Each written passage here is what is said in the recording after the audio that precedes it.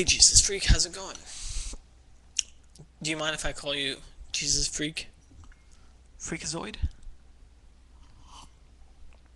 Freakadeaky? Which one do you prefer?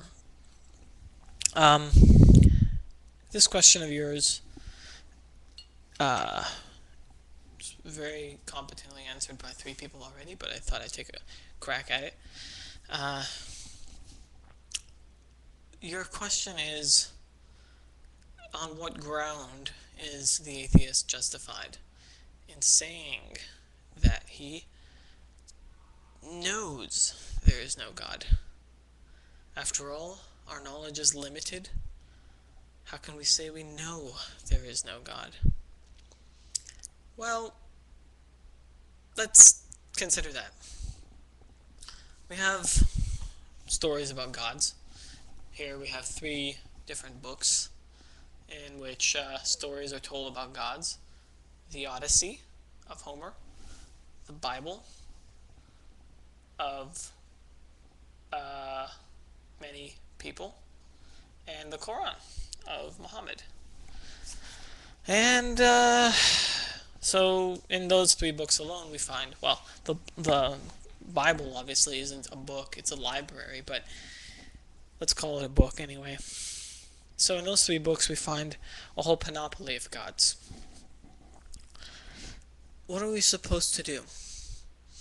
The atheist, when told by the theist that there is a God, is faced with the claim that the gods live in the mountains. And the mountains are hard to ascend. So the atheist has trouble falsifying this claim. And so time passes, and eventually methods are developed for ascending this mountain, and no gods are found. So what happens to the claim of the theist? Well, the descendants of the theist tell the atheist, "Oh, you foolish atheist, no one ever believed the gods lived on the mountains. That was just a story that we told. The gods, you see, they live in the sky." And so the atheist says, silly me, of course, the gods, they live in the skies. But the skies are difficult to access. And so the atheist remains humble and withholds judgment until such a time as the sky becomes accessible. And we travel to the sky, and we see no gods living in the skies.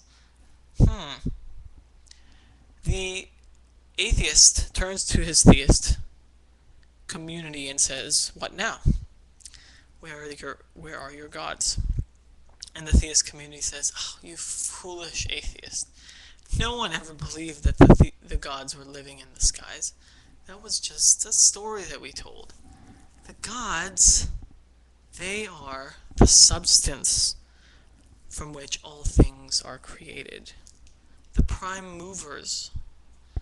"Oh, okay," says the atheist.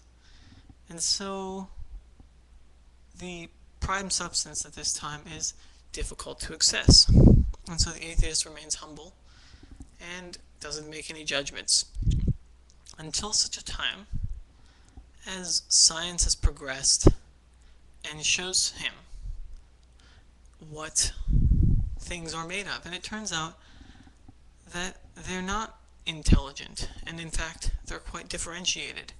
There isn't just one substance from which all things are made, like some kind of fabric.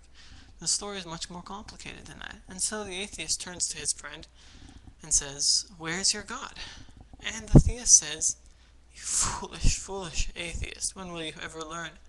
No one ever believed that the gods were actually in the substance from which all things were made.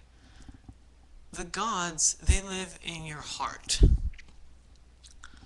And so you see, my friend, the atheist grows weary and grows tired and realizes that the theist, he doesn't really know what he's talking about.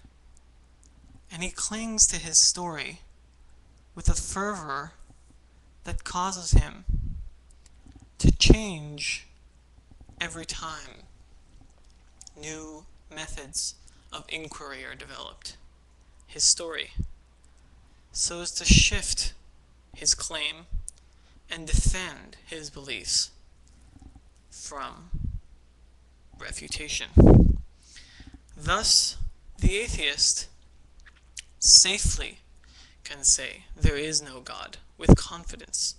There are no gods. Why? Because the historical origin of the gods is found in the childhood of humanity and doesn't deserve our consideration in the ways that post-scientific discoveries would. Moreover, the fact that every time we've looked for these gods, they have slipped from our fingers suggests to the atheist that the theist is making things up. And like a child who cries wolf, we lose our patience and our trust in the theist. And so I think very rightly have rejected this claim.